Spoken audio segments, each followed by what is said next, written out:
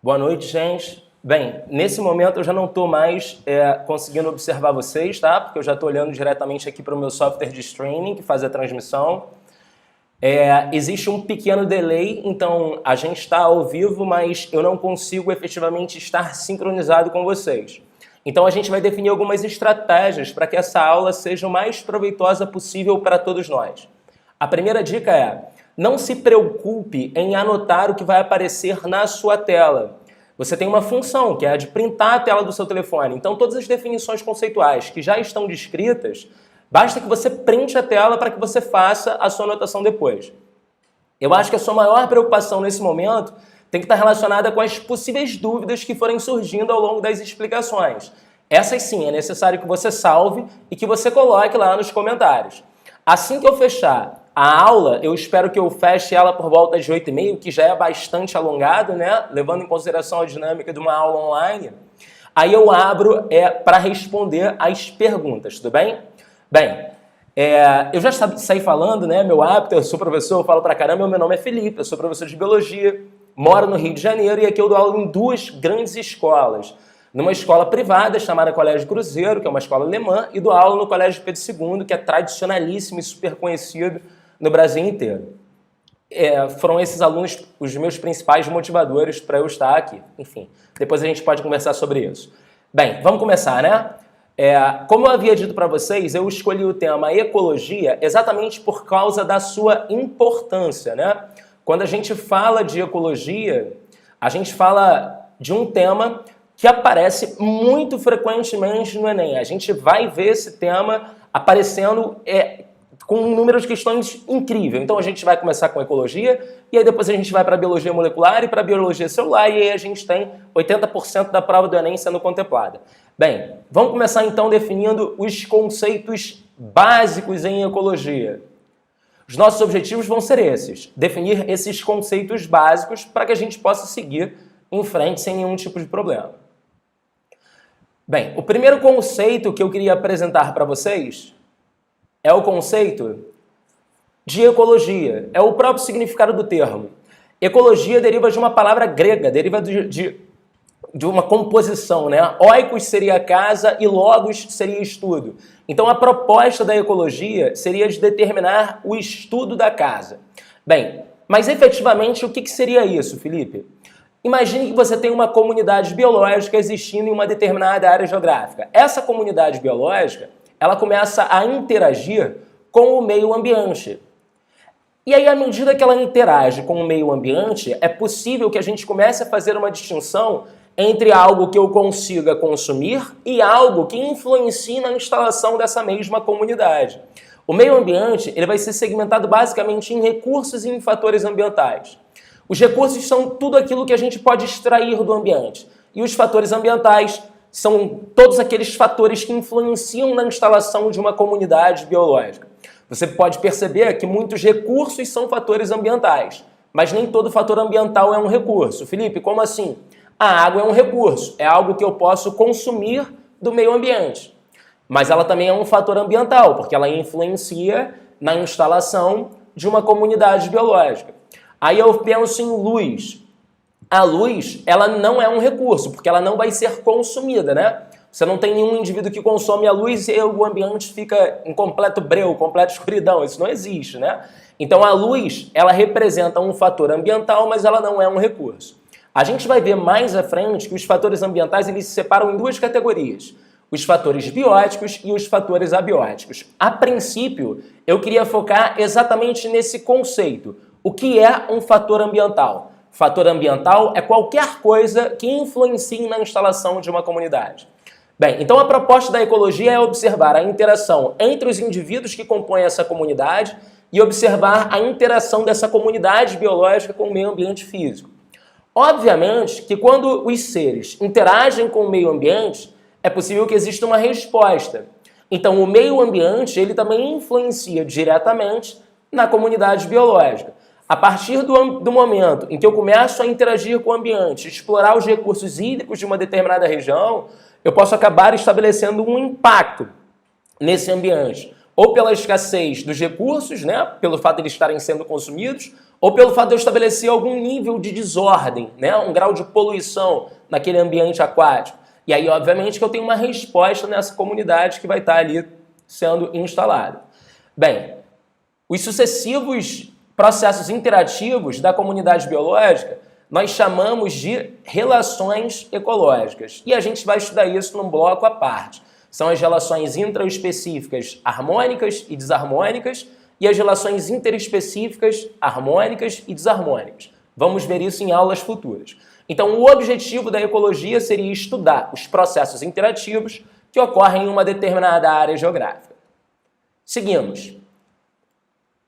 O primeiro conceito básico em ecologia que a gente estuda é o conceito de espécie. E aí eu gostaria de chamar a atenção para um detalhe. Existem muitos conceitos de espécie. Muitos conceitos de espécie. Bem, o que a gente vai utilizar é o conceito biológico de espécie. O conceito biológico de espécie afirma que espécie é um grupo natural intercruzante. Espécie é um grupo natural intercruzante e que está isolado reprodutivamente de outros grupos. Esse é o conceito biológico de espécie. Bem, então vamos pensar aqui nesse esqueminha didático que eu fiz, que eu tenha indivíduos pertencentes, oh meu Deus, à espécie A. Esses indivíduos que pertencem à espécie A, eles cruzam entre si. Vamos pensar agora que eu tenho indivíduos pertencentes à espécie B, que também cruzam entre si. E eu tenho indivíduos pertencentes a uma espécie C, e esses indivíduos cruzam entre si. Se espécie é um grupo natural intercruzante que está isolado reprodutivamente de outros grupos, A não cruza com B, A não cruza com C e B não cruza com C. Isso define para gente algo muito importante. Repare, se A cruza com A, se B cruza com B, se C cruza com C, mas se eles não cruzam entre si, não há fluxo gênico entre esses indivíduos. Indivíduos que pertencem a espécies diferentes não apresentam fluxo gênico. Significa dizer que se A cruza com A, B com B, C com C, e se não há fluxo gênico entre esses indivíduos de espécies diferentes, os conjuntos gênicos se mantêm isolados. Não há fluxo gênico, os conjuntos gênicos se mantêm isolados, distintos. Você não homogeneiza a sua amostra. Significa dizer que eu posso tipificar uma espécie pelo seu pool gênico, pela sua piscina de genes, pelo seu conjunto gênico. Então, indivíduos que pertencem à espécie A compartilham o mesmo conjunto de genes. Indivíduos que pertencem à espécie B compartilham o mesmo conjunto de genes, que é diferente da espécie A. Indivíduos da espécie C compartilham o mesmo conjunto de genes, que é diferente de A e é diferente de B. Agora, um detalhe interessante que a gente vai abordar dentro de evolução. Se esses indivíduos tiverem uma próxima relação de parentesco evolutivo, eles vão apresentar conjuntos gênicos muito semelhantes, mas ainda assim há uma distinção. Por exemplo, quando eu trabalho com Homo sapiens e Pantroglottides, homem e chimpanzé, são duas espécies diferentes. Homo sapiens cruza com Homo sapiens, Pantroglottides cruza com Pantroglottides e não há fluxo gênico entre eles. Não há reprodução. Felipe, significa dizer então que os conjuntos gênicos são distintos? Sim. Mas eles podem compartilhar alguns conjuntos gênicos? Sim. O que eu quero dizer é que conjuntos gênicos altamente conservados pelo processo evolutivo são compartilhados, mas alguma coisa deve diferenciar esses dois conjuntos. Homo sapiens e Pantroglottides compartilham 99,8% dos seus genes. Eu tenho uma diferença de 0,2% na sua estrutura genética. Repare, isso já é o suficiente para se estabelecer um isolamento reprodutivo. Então, por que a gente adota o conceito biológico de espécie? Por que ele faz muito sentido para a gente, principalmente na educação básica? Porque quando eu defino que uma espécie é um grupo natural intercruzante isolado reprodutivamente de outros grupos, eu estou determinando que uma espécie vai ser tipificada pelo seu conjunto gênico. Toda espécie vai ser tipificada pelo seu conjunto gênico. Quando eu penso, então, numa espécie... Opa! eu penso que a ausência do fluxo gênico impede a homogeneização dos conjuntos gênicos. Dessa forma, é possível dizer que cada espécie apresenta um conjunto gênico diferenciado. Gente, a gente vai tendo alguns problemas na logística aqui, tá? Na organização, mas minha primeira live, aos poucos a gente vai corrigindo isso. Beleza, o próximo conceito, então, é o conceito de população. População já é um conjunto de indivíduos de mesma espécie. Então, eu posso afirmar que eu tenho uma população de Homo sapiens. Posso afirmar também que eu tenho uma população de cães domésticos, cães familiares. Posso falar também que eu tenho uma população de gatos domésticos, que seria Felis catus. Mas repare, eu não posso falar que eu tenho uma população de cobras. Da mesma forma que eu não posso falar que eu tenho uma população de peixes ou uma população de sapos.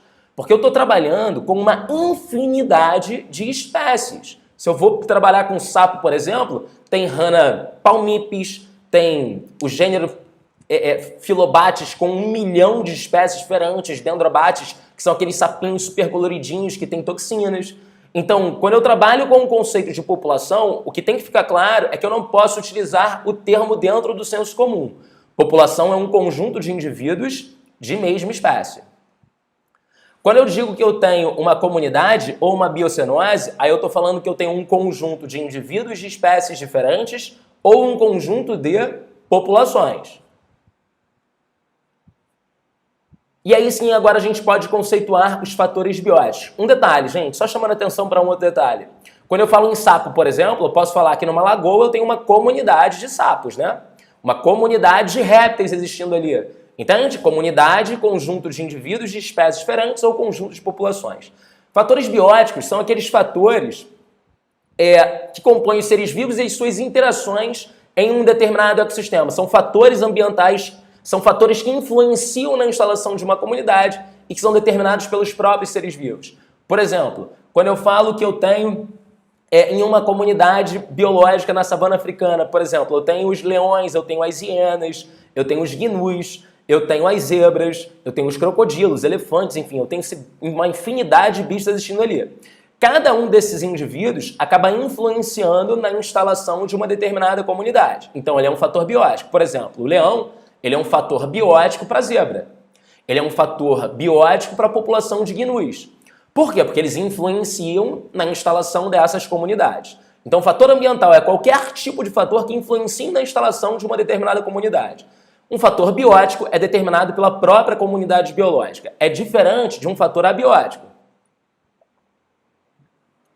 Um fator abiótico ou um biótopo são os fatores físico-químicos que influenciam na instalação da comunidade biológica. E aí a gente já está falando de uma outra categoria. Ops. Volte. Aí a gente já está falando... Ah, entendi. Agora sim. Aí a gente está falando de uma outra categoria. A gente está falando dos recursos físico-químicos do ambiente.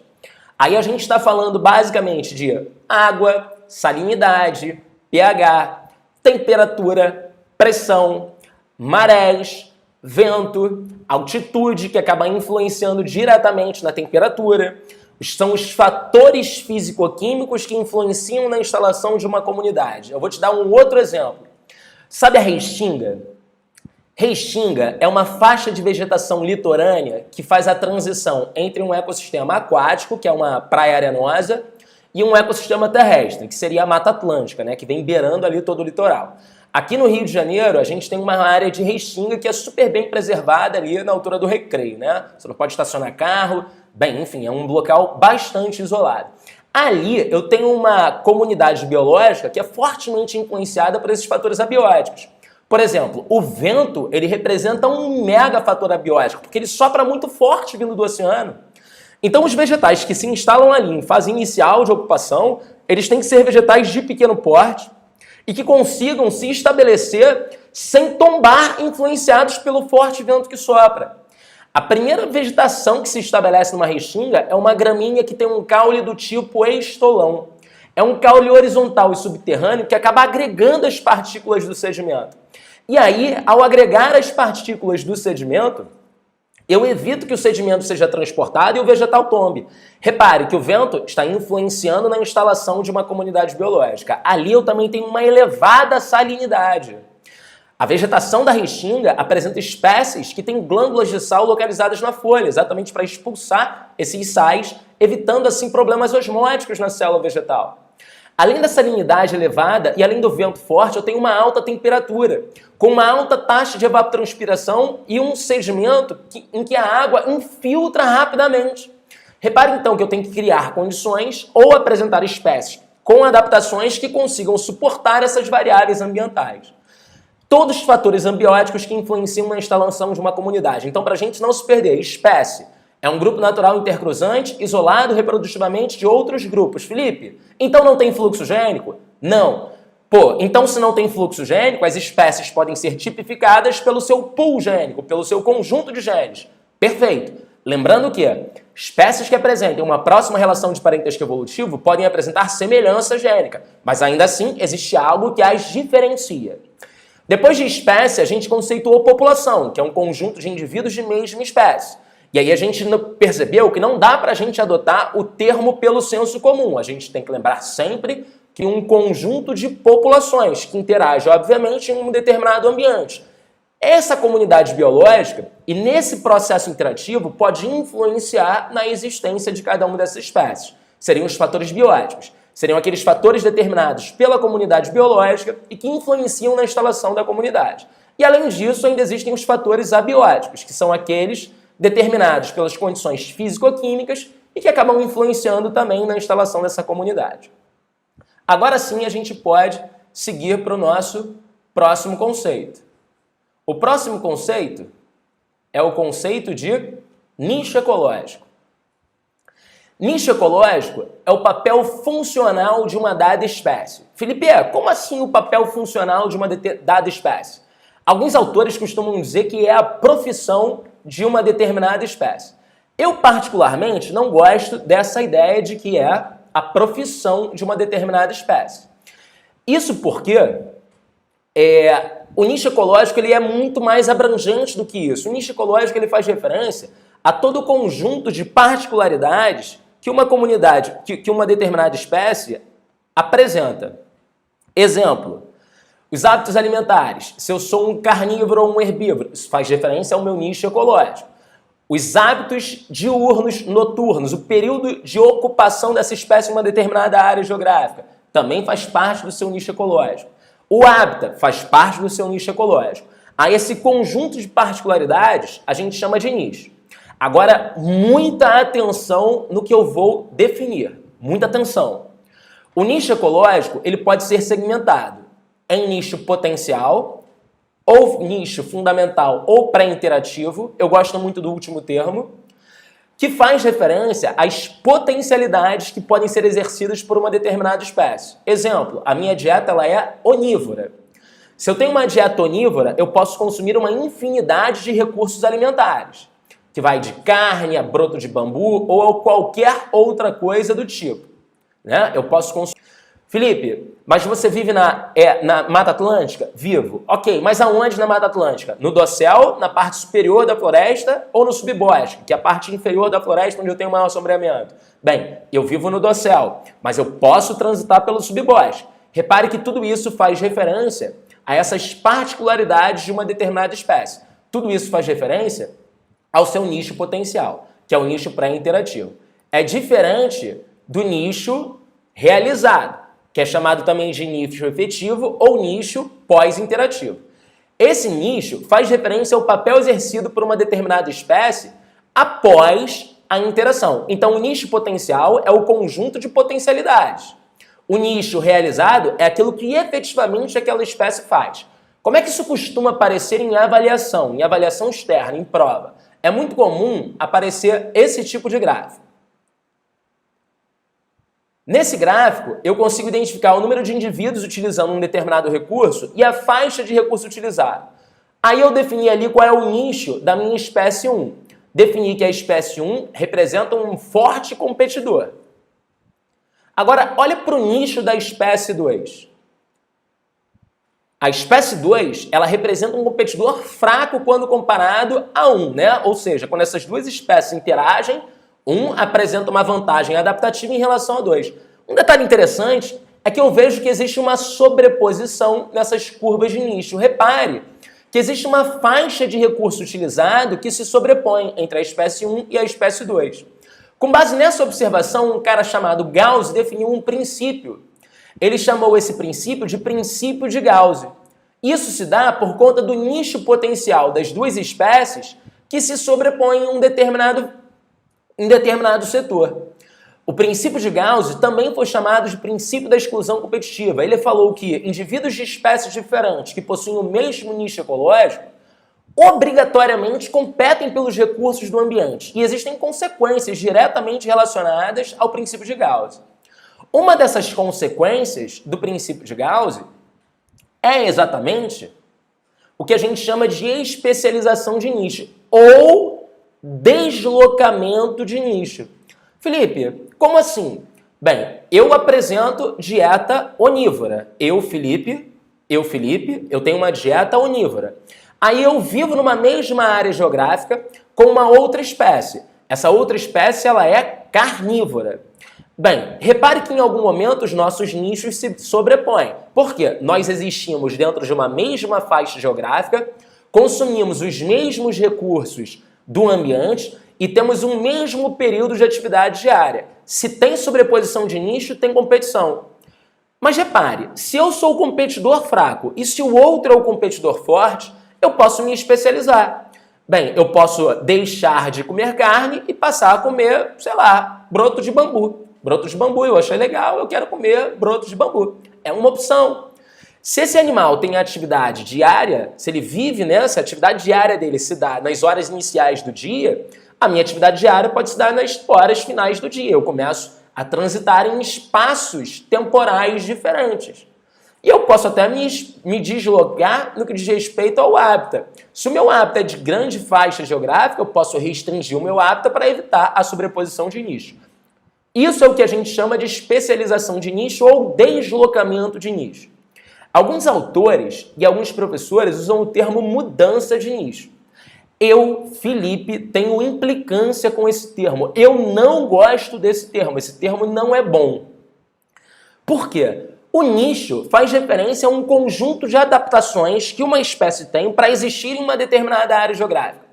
Se eu digo que eu mudei o nicho, eu mudei o meu conjunto de adaptações. Isso não é possível. A gente não adquire características do ambiente e isso influencia no processo evolutivo do grupo. Não, eu não vou adquirir isso por uma mudança ambiental. Ou eu tenho ou eu não tenho. Então, na verdade, eu me especializo, eu me desloco dentro do meu nicho para evitar a competição, para não ser confrontado com alguém que tem alto valor adaptativo que poderia trazer uma outra consequência para a minha população.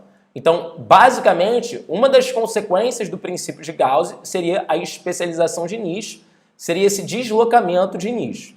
Uma outra consequência do princípio de Gauss seria... olha lá para cima. Perdão, gente, é que o computador estava um pouquinho lento. Olha lá para cima antes pro gráfico. Repare que a espécie 2, ela deslocou o seu nicho, né? Repare, ela não mudou o seu nicho. Ela só deslocou o seu nicho para consumir uma faixa de recurso, evitando, então, a sobreposição com o competidor forte. Isso é o que a gente chama de especialização de nicho ou deslocamento de nicho. Uma outra consequência do princípio de Gauss é a extinção. Se você é um competidor fraco, se você não se desloca dentro do seu nicho, né? Se você não se movimenta dentro do conjunto de adaptações que você apresenta, é possível que você seja extinto. Já vou te mostrar os experimentos de Gauss que validou esse discurso. E um outro detalhe também interessante é que os grandes eventos migratórios, eles são determinados basicamente por sobreposição de nicho. Eu vou te dar um exemplo. Bem, pensa em aves migratórias, né? As aves migratórias, elas migram, no geral, no período reprodutivo para poder nidificar.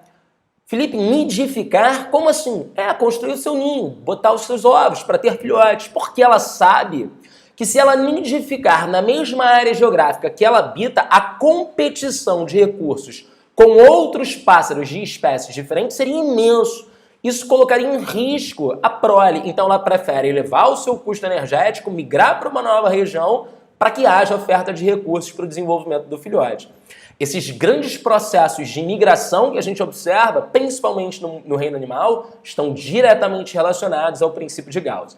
Então, não esqueça, toda espécie apresenta um nicho potencial pré-interativo, que faz referência a tudo aquilo que ela pode executar em uma determinada área geográfica. Mas ela também apresenta um nicho realizado, que representa a fração do nicho em que efetivamente aquele cara está realizando algum tipo de atividade. É um nicho pós-interativo. Lembre-se que uma espécie pode se deslocar no nicho exatamente para minimizar a competição. Caso contrário, ela pode ser extinta se for um competidor fraco, ou pode estar sendo submetida a esses longos processos migratórios, também para minimizar o efeito da competição. Ok? Seguimos.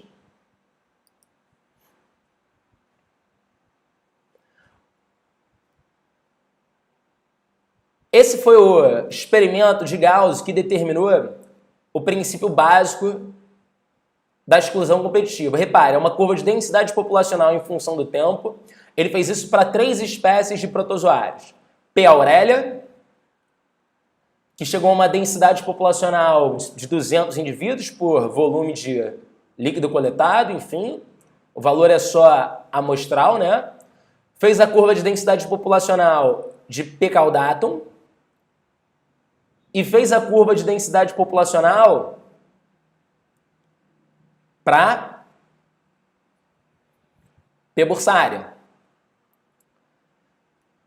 P. bursária já chegou a uma densidade populacional menor, 100 indivíduos por unidade de volume. Repare que essas são as curvas em alopatria. Alopatria é um termo técnico da biologia, né? São aqueles termos que a gente precisa conhecer, não tem jeito, a gente precisa saber isso, né? Alopatria é quando você tem espécies crescendo isoladas geograficamente. Essas espécies elas não estão coexistindo, né? Então, P. aurelia foi cultivado num meio de cultura, P. caudatum em outro meio de cultura, P. bursária em outro meio de cultura. E aí ele fez as análises da curva de densidade. Logo depois, ele determinou o crescimento em simpatria. Simpatria é em conjunto. Halos indica separação. Sim indica em conjunto. Ele pegou e inicialmente colocou P. aurelia e P. caudatum em um mesmo meio de cultura. E olha lá o que aconteceu. Repare que olhando para o experimento anterior, a gente não conseguia ter essa previsibilidade, né? Porque em alopatria, P. aurelia e P. caudatum chegaram a 200 indivíduos por unidade de volume. Então eu não consegui estimar quem sobreviveria.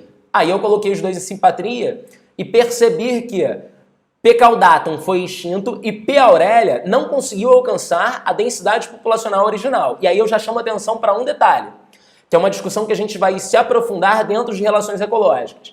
A competição interespecífica, ela gera um prejuízo, uma desvantagem para ambos os associados. Por quê? Nesse caso específico, P. caudatum foi extinto. E P. aurelia não conseguiu alcançar a maior densidade populacional. A densidade populacional alcançada foi inferior aos 200. Olha o que acontece quando eu coloco P. caudatum com P. bursária. P. caudatum chegou a 75 indivíduos, então a competição foi ruim para ele, né? Porque eu não consegui chegar ao mesmo valor de densidade populacional. E P. bursária também teve um prejuízo, porque a população dele ficou ali em torno dos 25 indivíduos por unidade de volume. Então, para ambos, a competição foi muito ruim. Foi com esse experimento que Gauss determinou o princípio da exclusão competitiva. Agora, eu vou te dar um exemplo que para mim é o melhor exemplo para a gente conseguir entender o deslocamento de nicho, né? Sair daquele aspecto teórico e partir para um aspecto prático. Isso que você está observando é um costão rochoso. Costão rochoso é um ecossistema aquático onde você tem uma série de espécies que vivem incrustadas nesse costão e outras espécies que são terrestres, mas que transitam na região em função da oferta de alimentos. E aí esse costão rochoso, quando você olha para ele, ele tem uma estratificação vertical.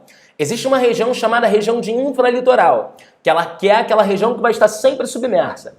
Existe uma região chamada de região de supralitoral. que é a área que só pega respingo. Ali eu tenho basicamente espécies terrestres, não são espécies aquáticas. São espécies terrestres que transitam na região. É a zona em que só pega respingo. A gente costuma dizer que é a zone spray, que é a zona de spray, enfim, só pega os respingos. E existe o médio litoral, que é aquela região entre marés, onde eu tenho o limite máximo da maré alta, o limite mínimo da maré alta, o limite... Deixa eu mostrar com a setinha do mouse, vai ficar mais fácil, pera aí.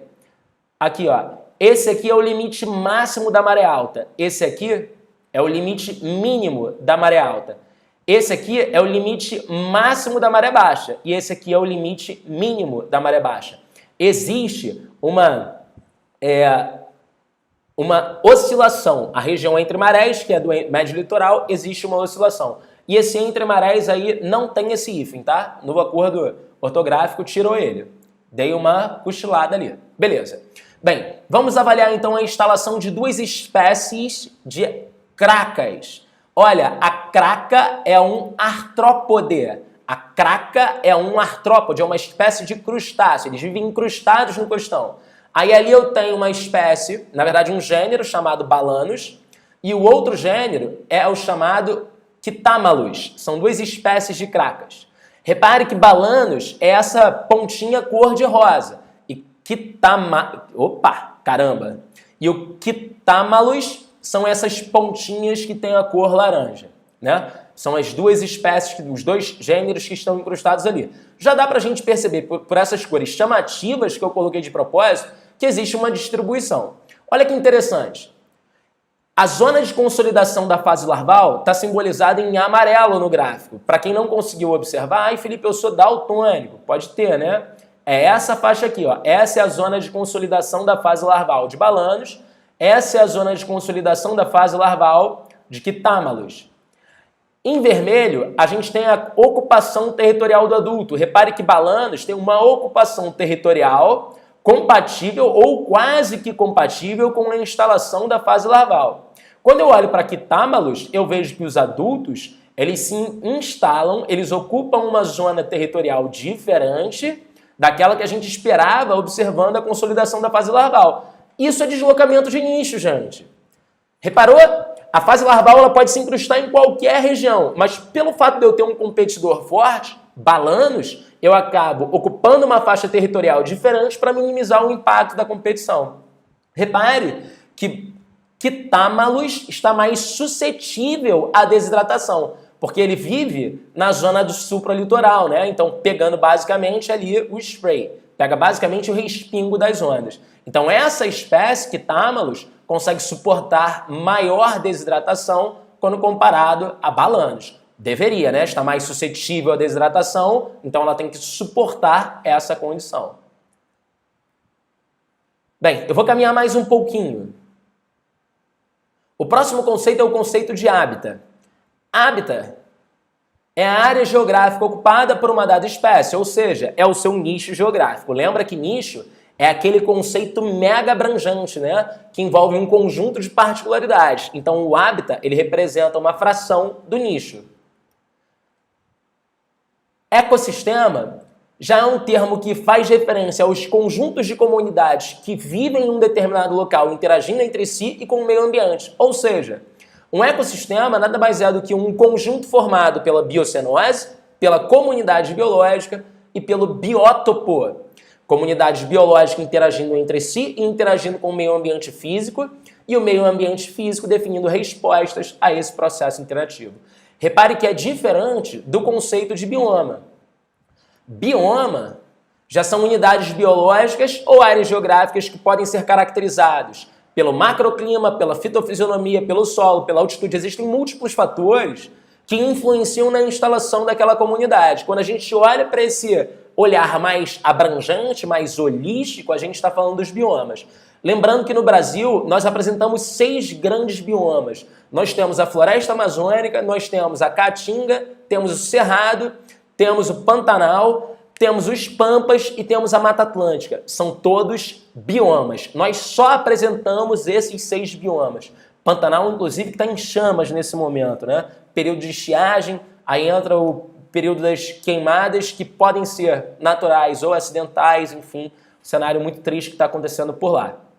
Bem, para ficar mais claro, a Mata Atlântica ela é um bioma composta por vários ecossistemas. Por exemplo, a Mata Atlântica ela apresenta uma floresta chamada de floresta umbrófila densa, que é aquela floresta que a gente vê que ela é muito densa, uma cobertura vegetal muito espessa, né, a ponto da gente ter um alto grau de sombreamento na zona do subbosque, que é aquela área inferior ali da floresta.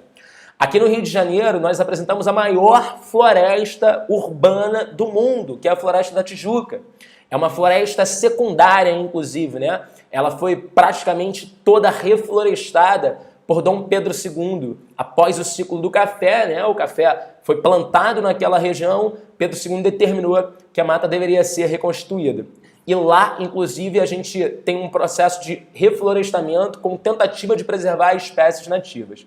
Existem muitas espécies exóticas, por exemplo, como a jaca, que inclusive é um competidor muito forte, mas enfim, a Floresta da Tijuca representa um domínio do bioma Mata Atlântica, uma floresta umbrófila densa. Bem, mas existem áreas de estepe, que são áreas de mais campo aberto do que floresta. Inclusive, no sul do Brasil, você tem a Mata de Araucárias, que é um domínio da Mata Atlântica. Então, a Mata Atlântica ela tem vários ecossistemas que a integram. Por fim, existe um conceito chamado de biosfera, que faz referência à totalidade das áreas ocupadas por uma determinada comunidade biológica. A biosfera ela pode ser separada em alguns segmentos, né, no que a gente chama de biociclos, e aí você tem o talassociclo, que faz referência aos ecossistemas marinhos, ao liminociclo, que faz referência aos ecossistemas de água doce, e ao epinociclo, que faz referência aos ecossistemas terrestres. Quando a gente olha para essa organização, basicamente o que a gente tem é isso aqui, ó. Em azul, espécie. Logo depois disso, eu tenho população. Logo depois disso, comunidade. São os diferentes níveis de organização e ecologia, né? Logo depois disso, vem ecossistemas. Logo depois disso, biomas. E logo depois disso, nós temos a biosfera. Esses são os diferentes níveis de organização em ecologia. Lembrando que biomas podem ser subdivididos em múltiplos. No Brasil nós temos 6. Cada bioma vai apresentar diferentes tipos de ecossistemas e eles vão estar inseridos na biosfera. Ou no talassociclo, nos ecossistemas de água salgada, no liminociclo, ecossistemas de água doce, e epinociclo, que são os ecossistemas terrestres. Gente, nós vamos falar de todos esses conceitos que a gente discutiu nessa aula inicial. Bem, são 8h40, nós temos 35 a 40 minutos de live, né? Hoje eu vou ficar por aqui, mas eu quero estender isso para um maior número de horas. Não sei, de repente, aumentar para 40, 50 minutos de fala para depois eu tirar as dúvidas, enfim. Bem, deixa eu só justificar o porquê que esse processo está acontecendo. Desde agosto do ano passado eu estava idealizando um curso online. E aí quando veio a pandemia, obviamente, isso veio a calhar como uma luva. Esse curso ele foi produzido.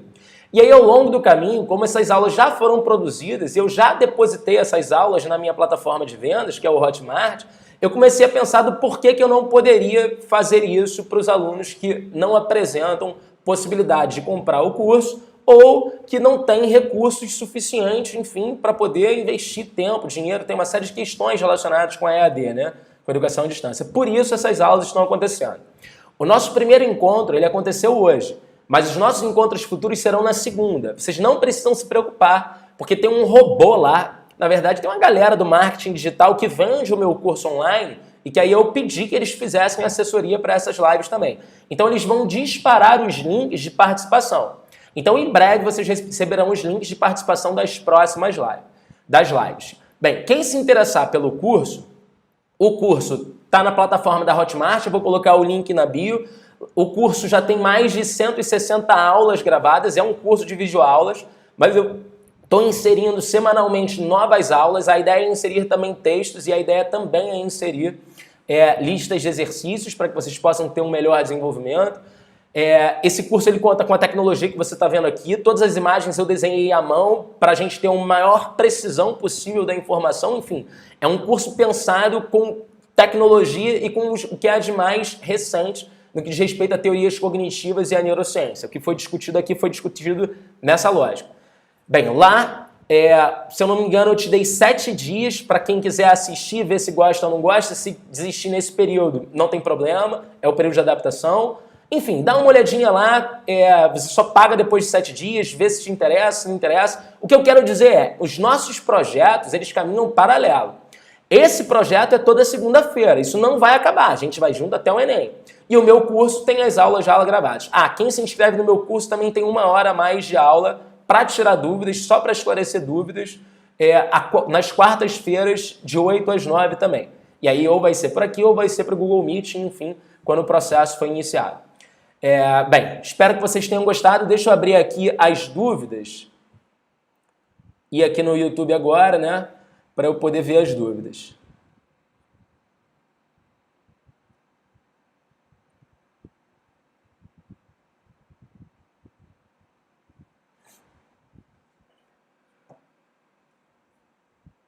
Rolou um boa noite, já começamos.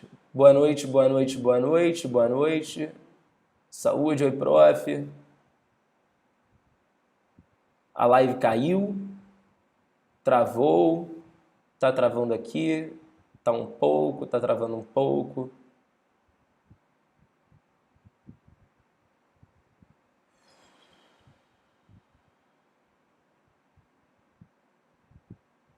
O link do curso eu coloquei na bio na descrição da live. Sacou? Tá lá. O valor é de R$19,70. O valor é basicamente simbólico. R$19,70 por mês. Eu coloquei o plano semestral para a gente poder ter aí até o Enem, né? Depois eu abro um novo carrinho de vendas.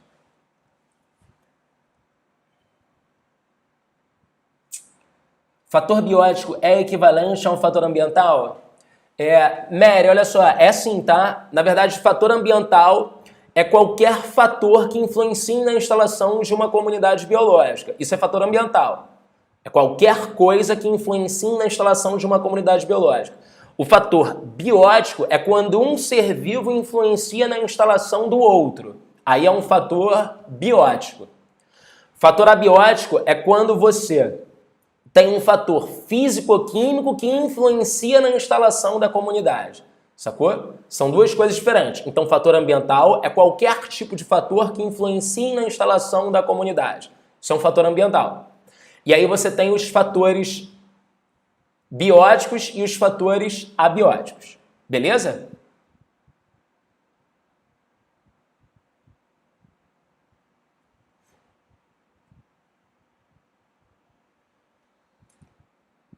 Henrique, as lives, a ideia é que a gente consiga contemplar toda a matéria para o Enem, tá? A ideia é essa, mas eu acho difícil, porque a gente tem 6 meses. Então o planejamento que eu fiz, ele está baseado nisso, sacou? O que a gente tem em termos de estrutura é ecologia, depois eu quero ir para biologia molecular, depois eu quero ir para biologia celular. Porque aí eu tenho 80%, sacou? Do que aparece no Enem.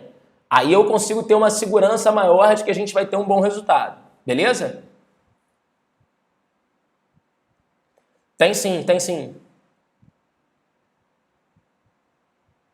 Tem sim, Ops. Se eu posso disponibilizar os slides, também posso disponibilizar os slides. Bem, como é que eu vou fazer isso? Deixa eu pensar rápido aqui. Já sei. Eu vou salvar em PDF e vou mandar para vocês no grupo do WhatsApp, no nosso grupo do WhatsApp. Então, quem está lá recebe os slides, beleza? Agora, você também pode printar a tela do computador, né? Também não tem problema nenhum. O tema da próxima live continua sendo ecologia. A gente vai fazer ecologia do início ao fim. Só para você ter ideia, em ecologia nós temos 126 slides para trabalhar. Sim. Depois que a gente sair dos conceitos básicos, a gente define relações ecológicas, depois a gente fala da dinâmica de populações, depois a gente fala sobre os diferentes ecossistemas, depois a gente fala sobre sucessão ecológica e impactos ambientais. Aí dentro de impactos ambientais, Nós falamos de todas as fontes de energia para a gente poder entender o que está acontecendo nesse cenário mundial. Então a gente consegue ter uma cobertura também bastante ampla de outras disciplinas que acabam dialogando, né? Tem muita questão de geografia, por exemplo, que dialoga com a biologia. Então a gente também pode safar. O link do curso está dando erro, pode passar o site do curso aqui? Próxima live, posso sim. Deixa eu achar aqui, onde é que está isso?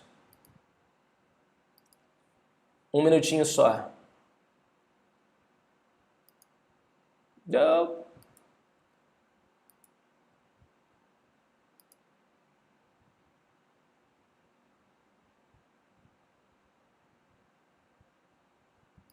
Um minuto.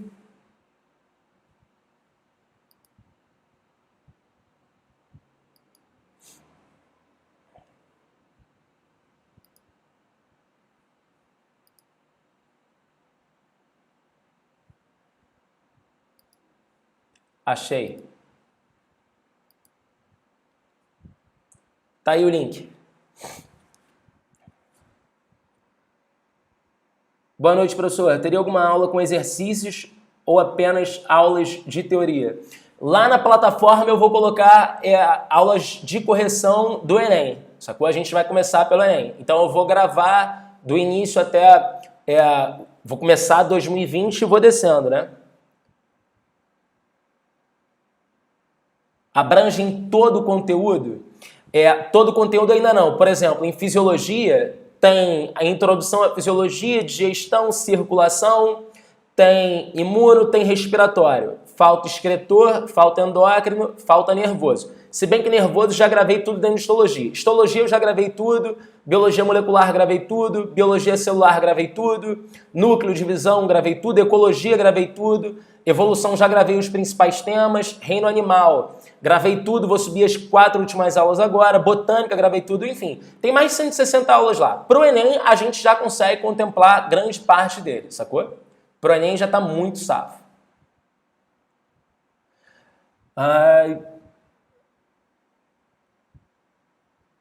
E tem mais um detalhe, gente, eu vou insistir nisso. A plataforma Hotmart, eu dei 7 dias para você olhar as aulas. Então se inscreve, vai olhando as aulas, se te interessar você fica, se não te interessar você